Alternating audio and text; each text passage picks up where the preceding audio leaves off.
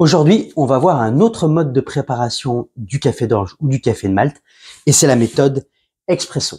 Alors la méthode expresso, son nom l'indique, aussi inventée par les Italiens, elle va un petit peu ressembler à la méthode Moka, cafetière italienne, que l'on a vue précédemment, qui consiste à la mise sous pression d'une eau chaude pour qu'elle vienne faire une extraction de la mouture d'orge ou de café traditionnel. Donc la méthode expresso, on va avoir deux éléments. On va avoir le corps de la machine en elle-même et on va avoir ce petit appareil qu'on va renommer le porte-filtre avec son filtre qui va à l'intérieur. On peut faire des expressos de différentes manières. Donc là, on va avoir les expressos manuels, mais on peut aussi également faire des expressos, par exemple, avec des machines automatiques. Par exemple, les machines à grains vont automatiquement faire des expressos. Ici, nous, on va s'en occuper nous-mêmes. Donc, on va aller voir comment est-ce qu'on prépare un bon expresso d'orge avec sa créma et avec tout ce qui fait un vrai expresso. Allez, on y va. Donc, on va commencer par regarder la machine expresso. Donc, la machine expresso, comme on disait, on a son porte-filtre. Donc, son porte-filtre, on va avoir un filtre à l'intérieur. Je vais vous montrer. Voilà, on a un filtre comme ceci. Donc, vous avez vu, il y a plein de petits trous derrière. Si on retrouve tous ces petits trous de l'autre côté, si on retrouve tout plein de petits trous derrière, ce que l'on a, c'est un filtre non pressurisé. Dans ce cas-là, comme dans les coffee shops par exemple, ou dans les bars, il faut venir presser sa mouture.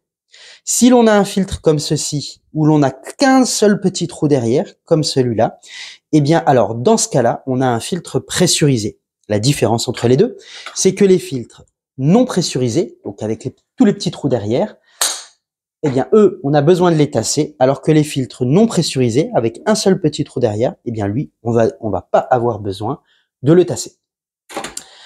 Ici, on a la petite buse, donc, pour faire mousser le lait.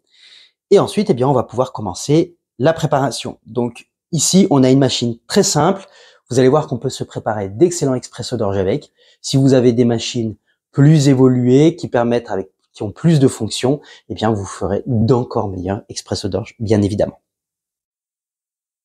Alors, on vient commencer par allumer la machine expresso. Donc ici, on a une montée en température qui va être extrêmement rapide puisque on a un thermobloc. On va pas avoir une chaudière à proprement parler. Donc, on va avoir une montée en température assez rapide.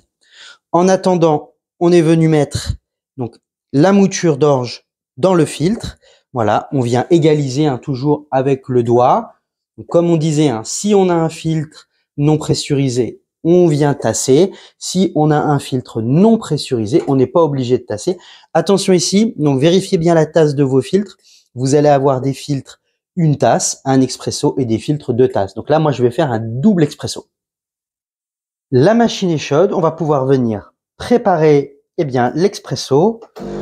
On vient faire un flush. On vient fixer le porte-filtre. On démarre l'extraction. Et on vient mettre les tasses.